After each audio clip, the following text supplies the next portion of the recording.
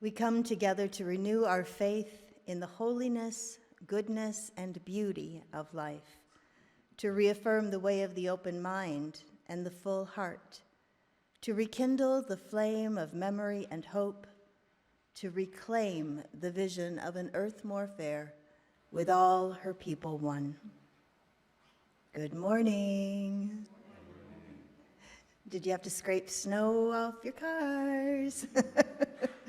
People online are going, heh, heh, heh. We didn't. Welcome to everybody in person and online. Welcome to the Unitarian Universalist Church of Amherst. I'm Reverend Michelle Buheit, and my pronouns, which I offer to create a truly inclusive and brave space for all to live into the fullness of their identities, are she and her. I'm joined up front today by our musician, Adam Schmidt, and we are so glad that you have chosen to be here, virtually and in person. For those in the chapel, I invite you to put your phones on, wait for it, reverence mode, silencing them so that everyone can be fully present and free from distraction. And actually, all you virtual folks, I encourage you to also find ways to reduce the number of distractions so that you can be fully present in this time and this place. As we gather, we acknowledge that our church is built on occupied land that once belonged to the First Nations people of this region, the Haudenosaunee, and the people known as the Neutrals before them. May we be good stewards of the land and courageously cultivate community with all living things. It's been said that Unitarian Universalism is the religion that puts its faith in you, trusting each individual to engage in the spiritual journey and to make our own decisions and conclusions about spiritual matters. We do that in beloved community as we support one another in faith and friendship. In that spirit, this congregation has created a covenant, a sacred promise of how we will aspire to be with one another. I invite you to join me in speaking the words of our covenant. Together we promise to gather in compassionate community, to celebrate diversity of thought and unity of spirit, and to seek wholeness for ourselves, our children, and our world. We begin each gathering by lighting the chalice, the symbol of Unitarian Universalism. Our flaming chalice represents the light of truth, the warmth of community, and the fire of our commitment to foster more compassion and justice in the world. Mickey, if you'd like to light it for us.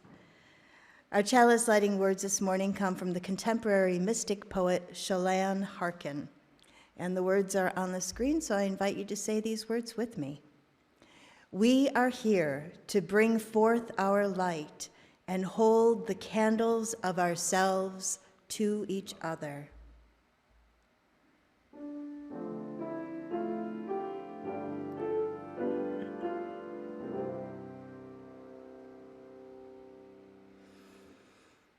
Each of us carries with us, brings into this shared space our cares, our concerns, our joys, and our sorrows. Together, we create the container where we can put down our burdens, if even just for a moment, and where we can celebrate together. For those joining virtually, I invite you in this time to give voice to that which is on your heart, or perhaps type it into the chat. For those here in the chapel, I invite you to come forward and to place a stone or a shell on the table labyrinth in recognition of that which is on your heart.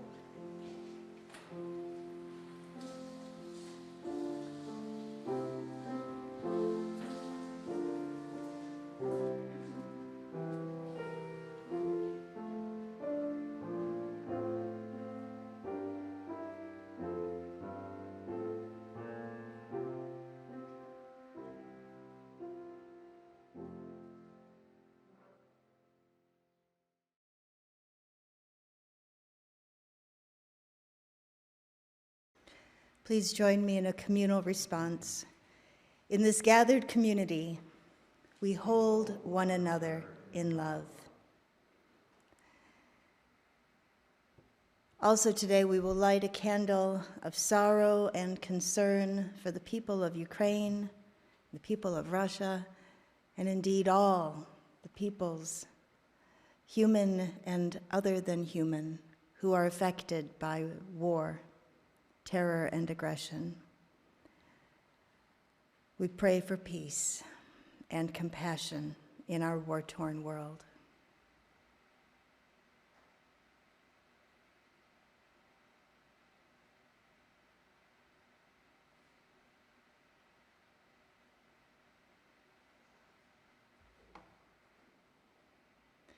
Please join me in this response. In this gathered community, we hold the world in love. I invite you to do something we have not done in over 2 years. We're going to sing. Marge is doing a small happy dance, still seated, which is very Unitarian Universalist. But yes, we are going to sing together. It's hymn number 318 if you like to look in hymnals, but I will also have the words up front.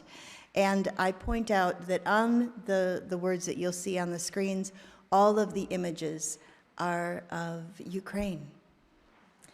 So please rise in body or spirit.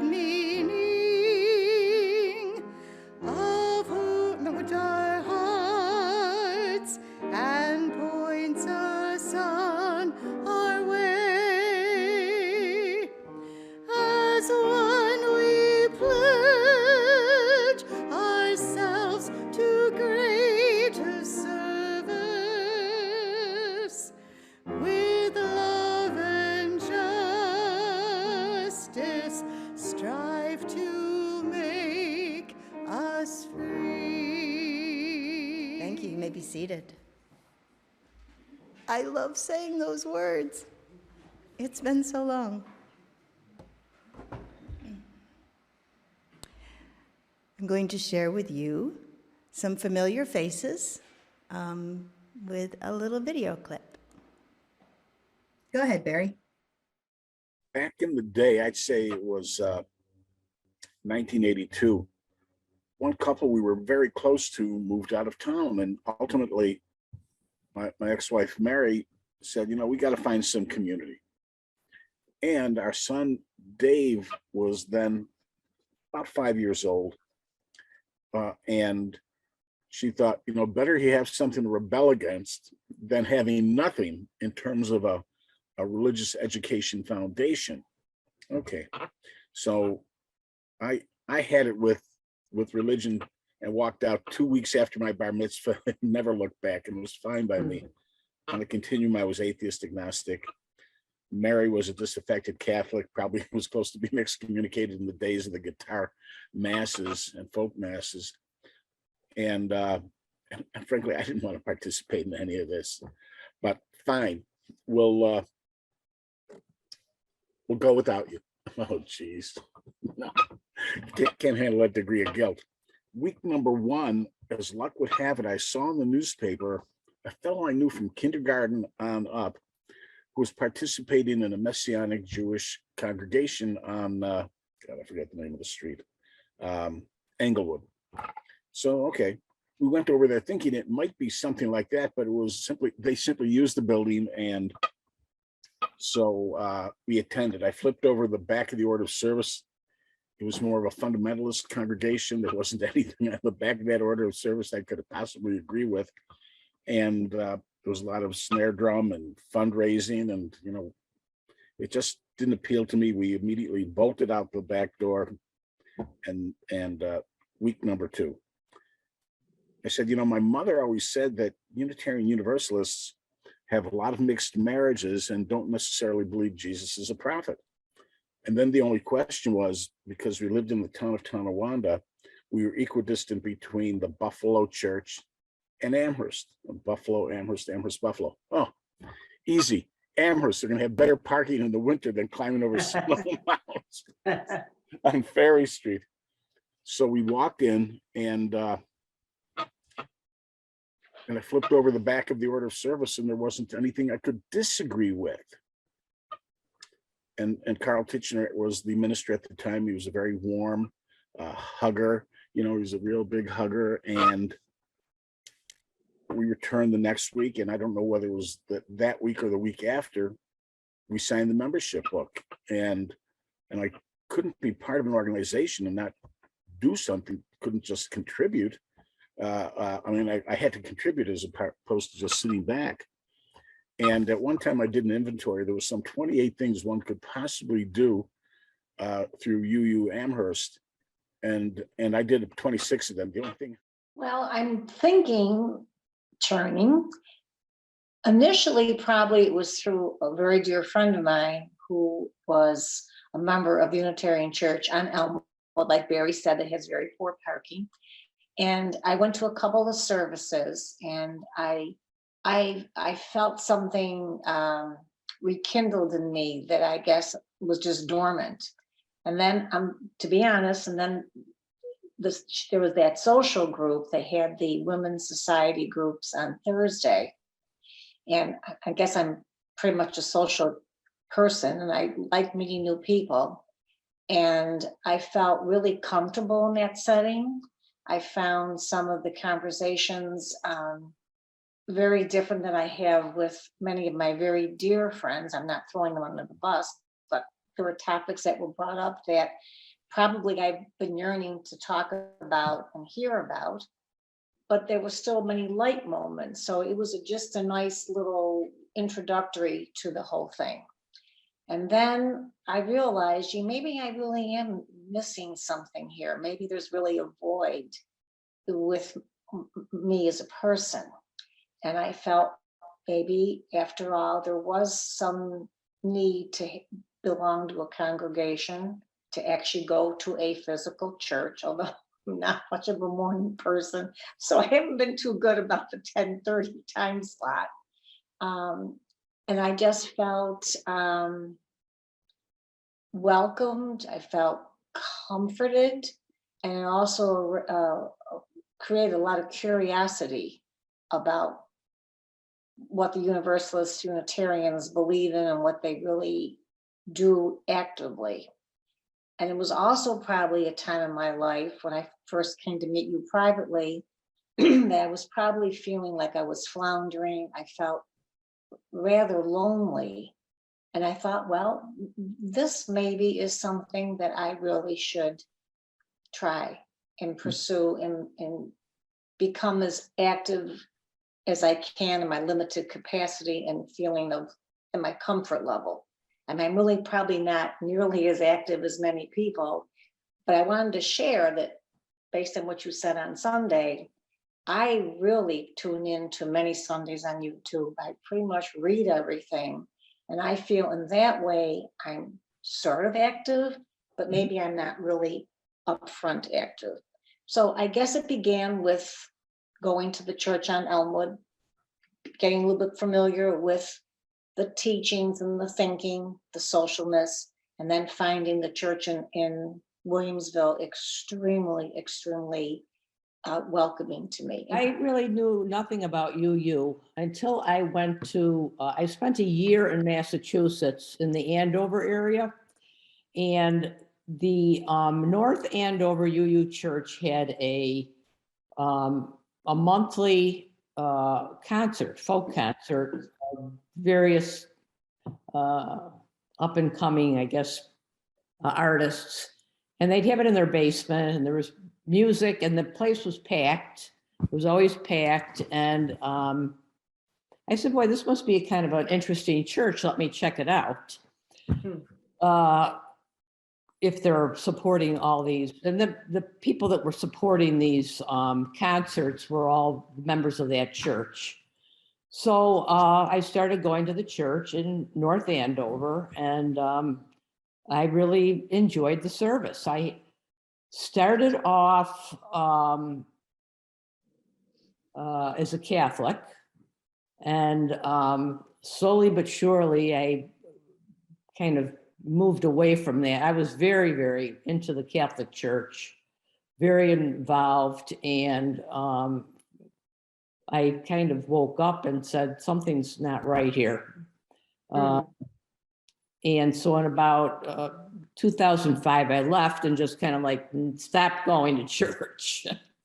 And I also did not like what they were teaching my children. And I went to, my other kids all went to religious studies, but with the youngest, they started this family religion program. And when I found out what they were actually teaching, I was kind of aghast. I said, oh my gosh, thou shalt not do this, and thou shalt not do that, and thou shalt not do this. And then when they taught they were teaching the, what would be called the sex education, I forget what you call it. And when they started teaching sex education to my son, this is my youngest son, I almost passed out because I mean, they were telling the kids that you could die from taking birth control. And I said, it's all about scaring the H out of the kids. I said, this is not the kind of religion I want for my kid. And I made him do his confirmation, and then we both quit. And none of my kids go to church. So that's, when they were all turned off. So I said, well, and I just stopped going. I said, this is not for me. So until I went to Andover for that year. And then I went into the North Andover UU Church, and I said, I was greeted at the door by somebody. And I just started listening to some of the information. And the minister was a woman who was awesome, I have to say. She was an awesome minister, and her intern was equally awesome. In fact, she was really awesome. And so I said, these two women are really, they gave great sermons. They really touched my heart. And I knew nothing about UU. And I actually joined a covenant group right off the bat. And then I really enjoyed it. There was only like 4 people in the covenant group. So it was we're a very close group. And then I left Andover after a year and came to back to Buffalo.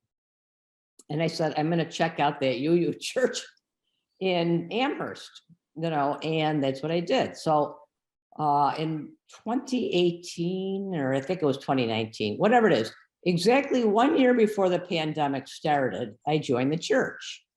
And I really did not know anybody but Maria. Maria was really pretty much the only person I knew.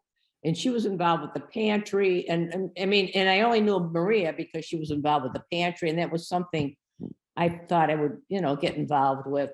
And thanks, Maria. You were the only person I knew. You and Sue Sherman.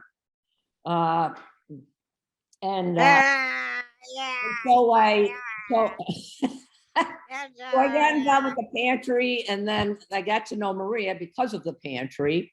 And so like, I never went into the, I just would go to the service and then leave. I never went to coffee hour because I didn't know anybody. So it's been ironic that during the pandemic, I finally know people like Barry in Virginia, and Maria got to know a little bit even better because so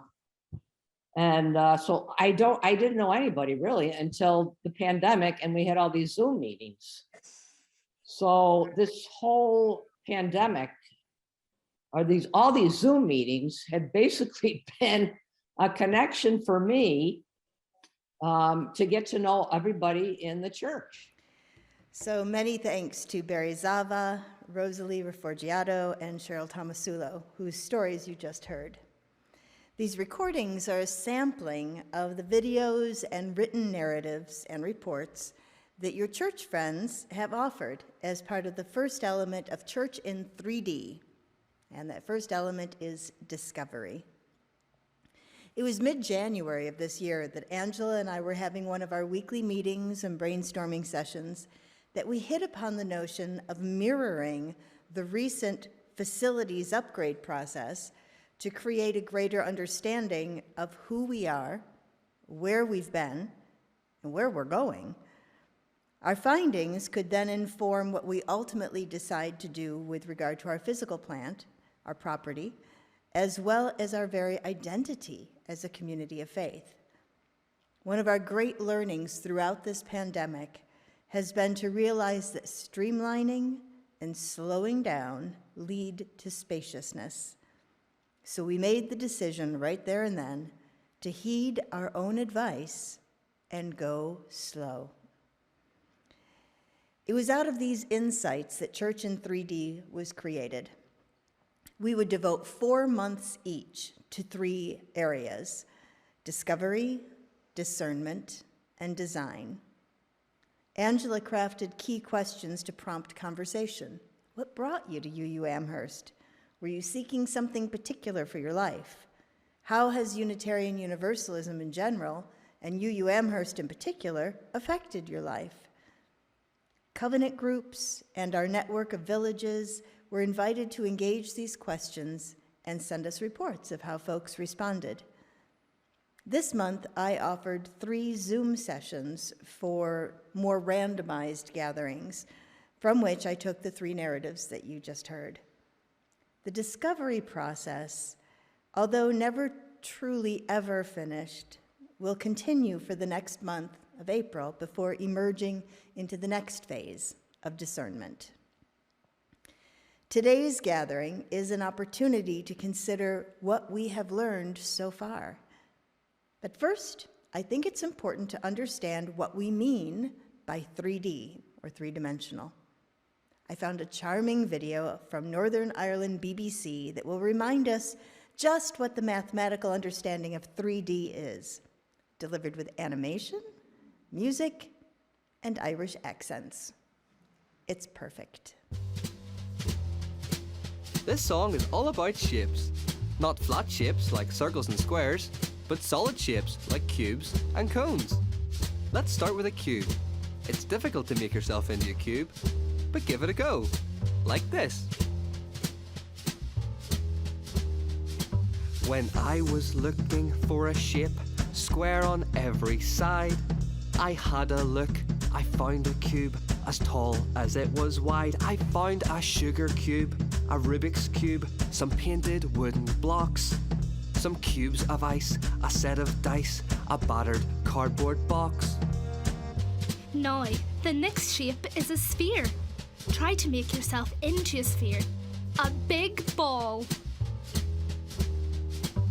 When I was looking for a shape that is completely round, I saw a sphere over here, and this is what I found. I found a marble and a ball of wool, a football I could kick, the silver moon, the golden sun, an orange I could pick.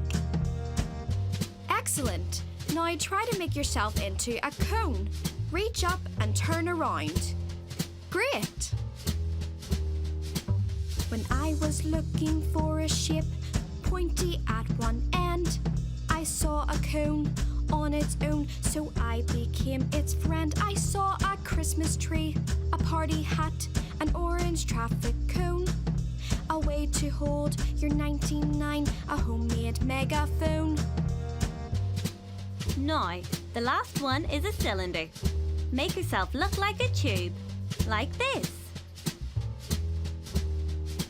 When I was looking for a shape, round but also long, I came upon a cylinder, a shape that's really strong. I found a cylinder for holding crisps, a cylinder for glue, a cylinder for drinking juice, and one for in the loo.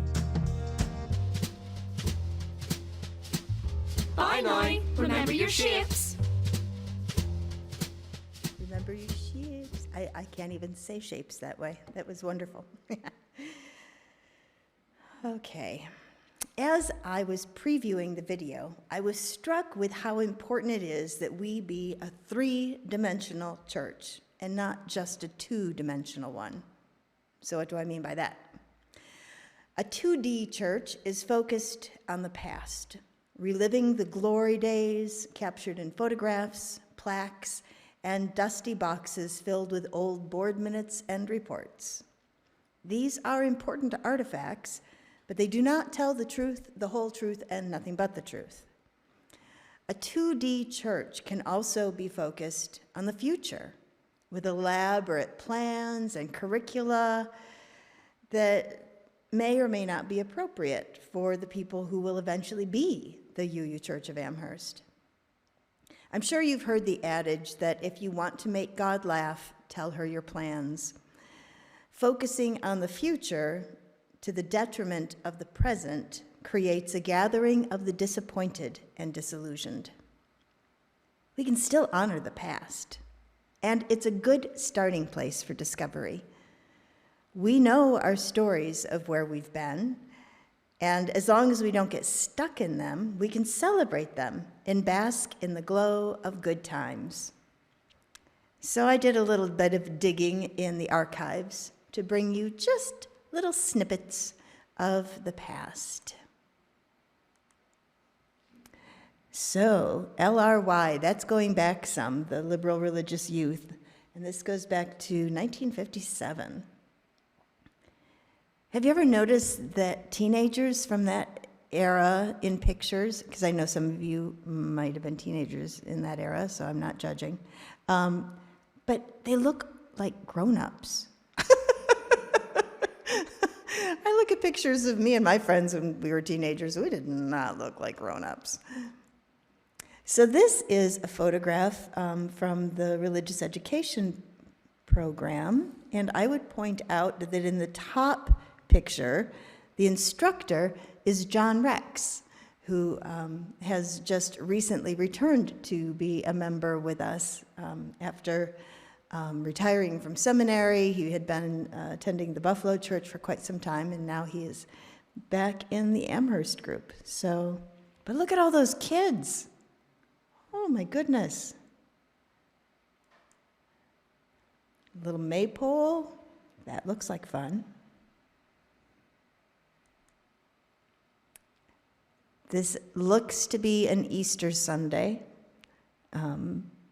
judging from the ears, who I think is the minister, I don't know, on the adult. But again, look at all the kids, look at the families. Well, there's some people we know. Hey, Mickey, pay attention.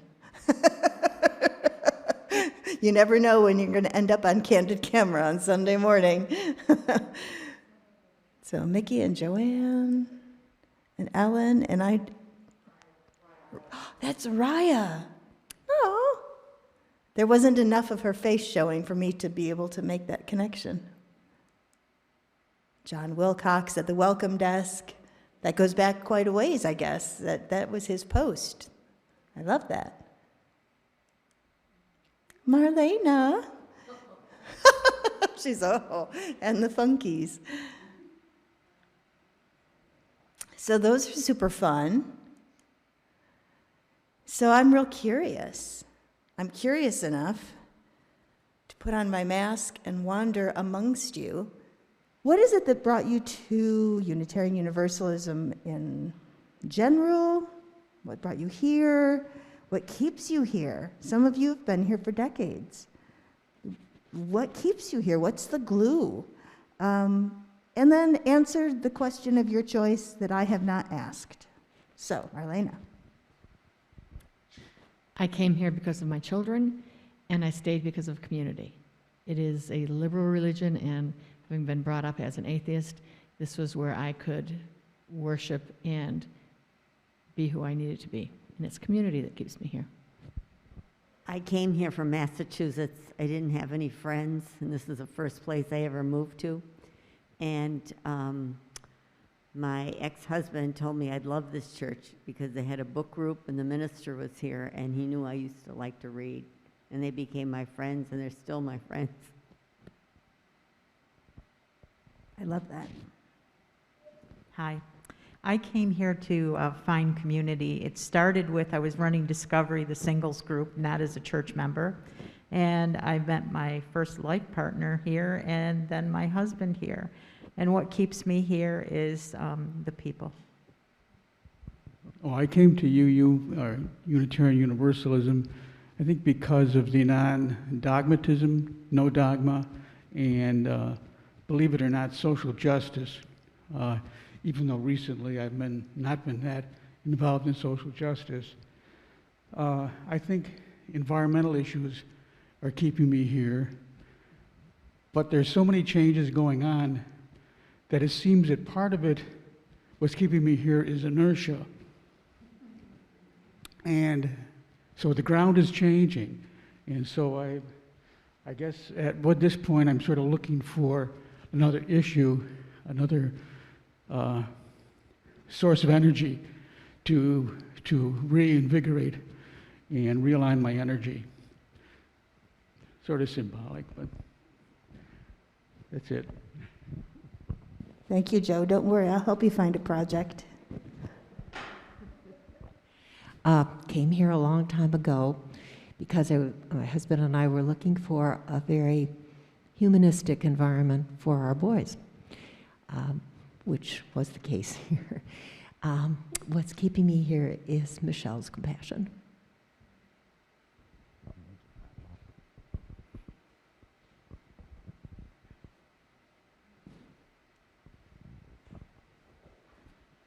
I was raised Unitarian. When I came to Buffalo, I came to UU Amherst after a brief stint in Buffalo at the Buffalo Church because of convenience and because of my children. I left brief for a period and came back, but I've never left my Unitarian Universalist roots. I stay Unitarian Universalist because I dream of what it can be, and I stay with the UU Church of Amherst because I dream of what it can be, and because of my community and my friends here at the UU Amherst.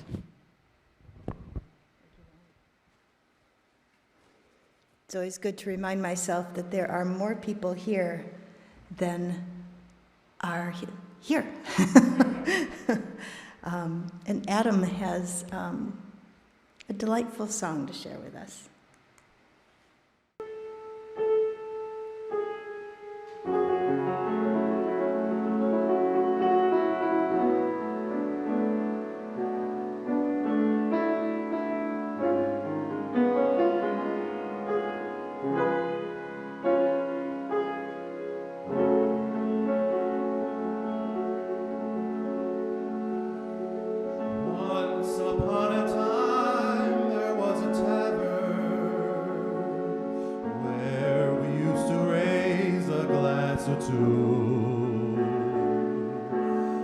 remember how we laughed away the hours.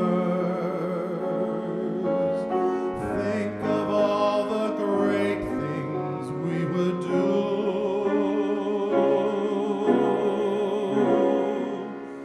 Those were the days, my friend. We thought they'd never end. We'd sing and dance forever and a day. We'd live the life we'd choose. We'd fight and never lose. For we were young and sure to have our way. La da da da da da da da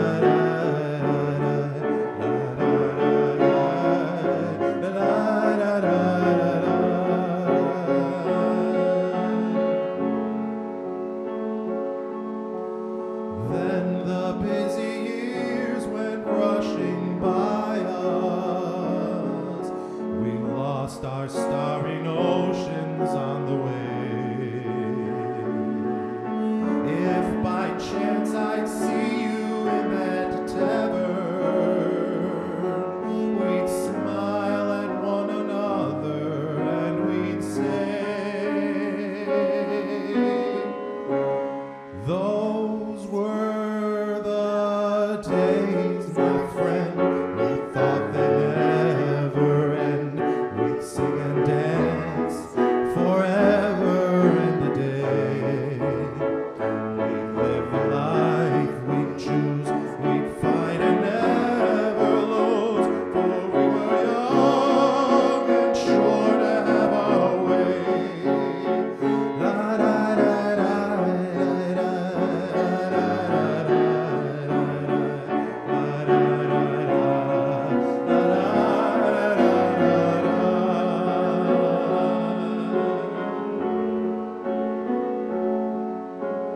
Just tonight I stood before the tavern.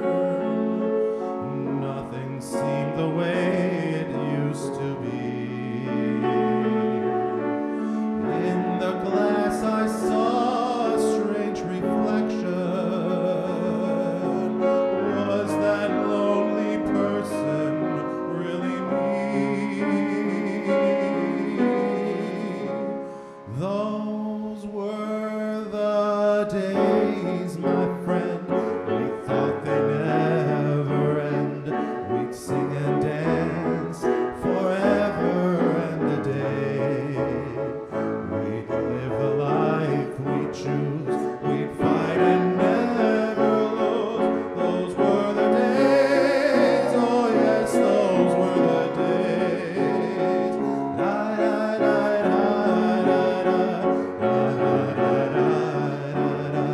'Cause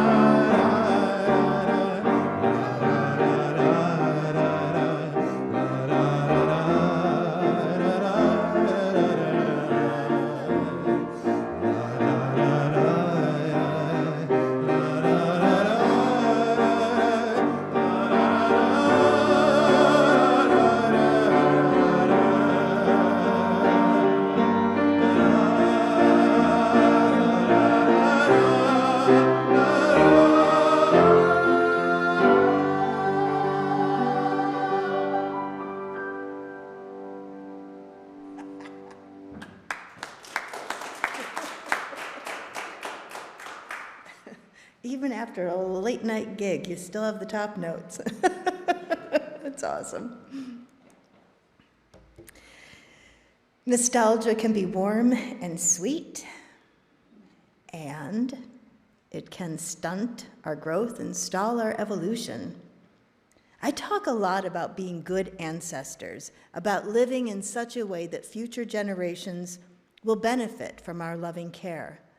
But it is equally important to acknowledge those who have been good ancestors to us, whose careful stewardship created a strong foundation upon which we can build.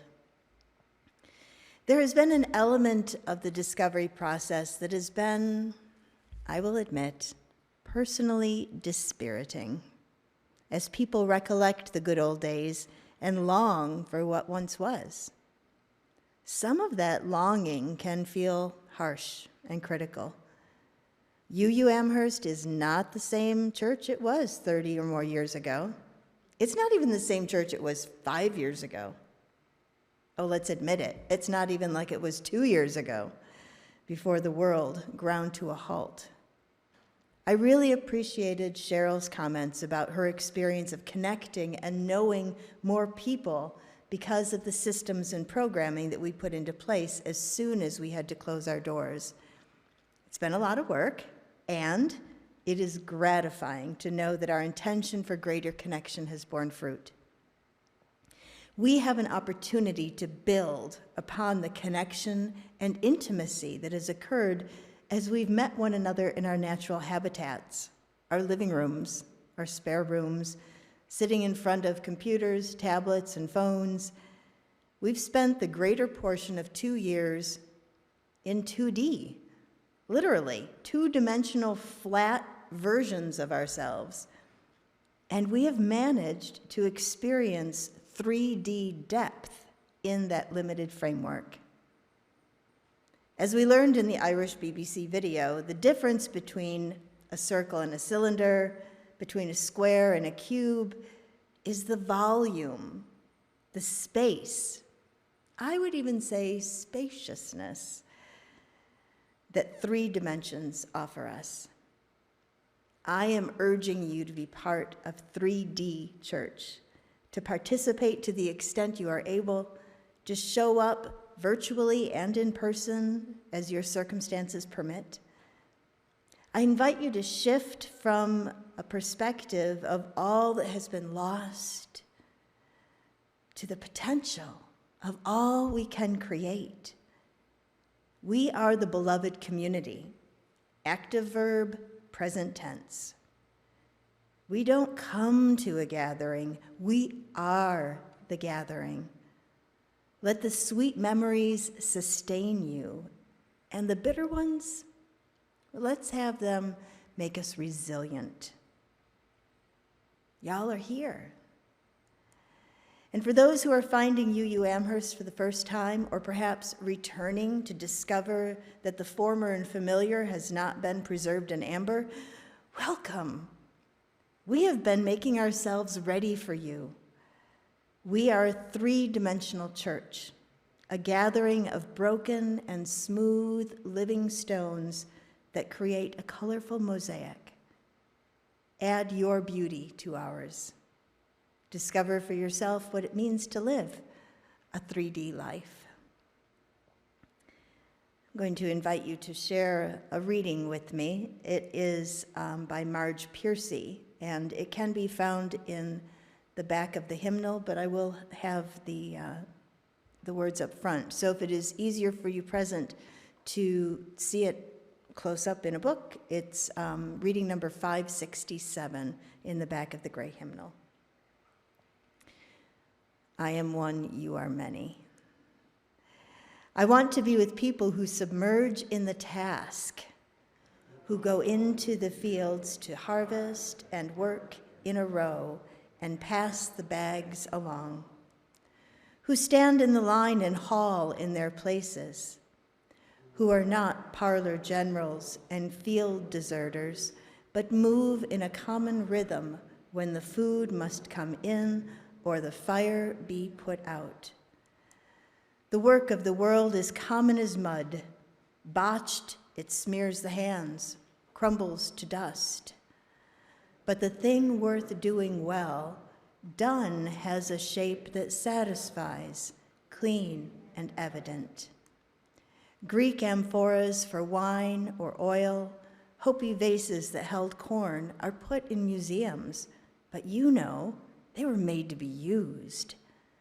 The pitcher cries for water to carry, and a person for work that is real. And again, all of these images were from Ukraine. I now share a music video created by our own UU Amherst Music Ensemble, which is a mashup of Jacob's Ladder and Sarah's Circle, reminding us that there is work and there is dance.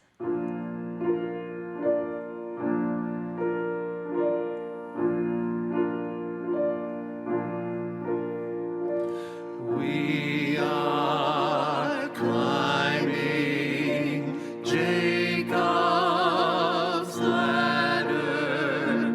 We are climbing Jacob's ladder. We are climbing Jacob's ladder. We are climbing on. We are dancing Sarah's circle. We are dancing Sarah's circle. We are dancing Sarah's circle. We are siblings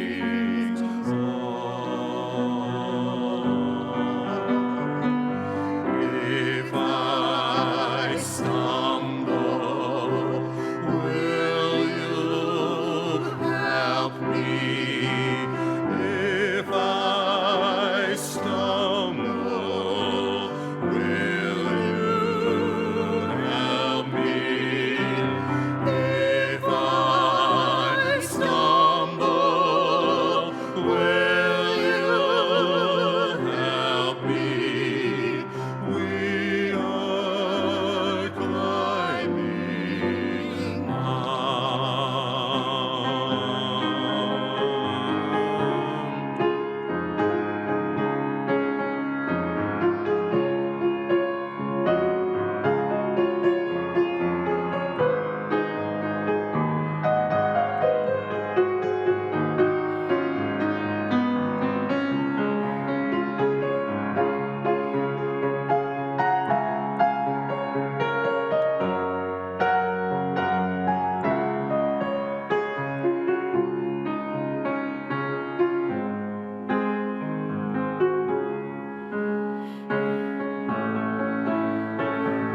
On and on the circles moving. On and on the circles moving. On and on the circles moving. We are siblings all. We are siblings all.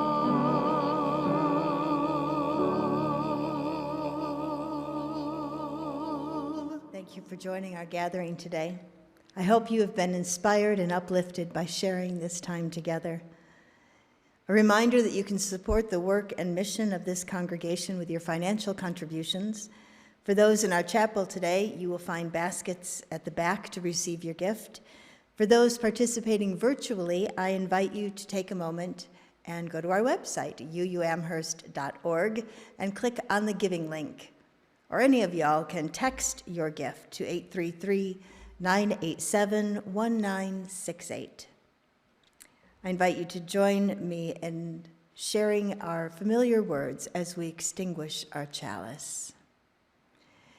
We extinguish this flame, but not the light of truth.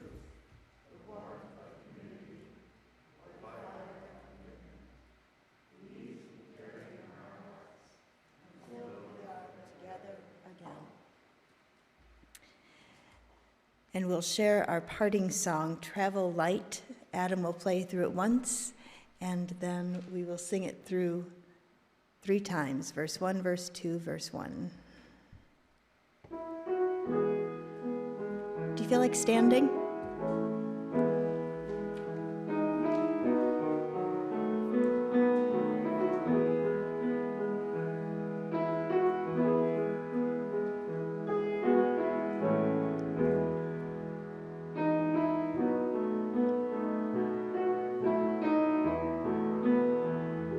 Travel light and travel easy till I see you once again.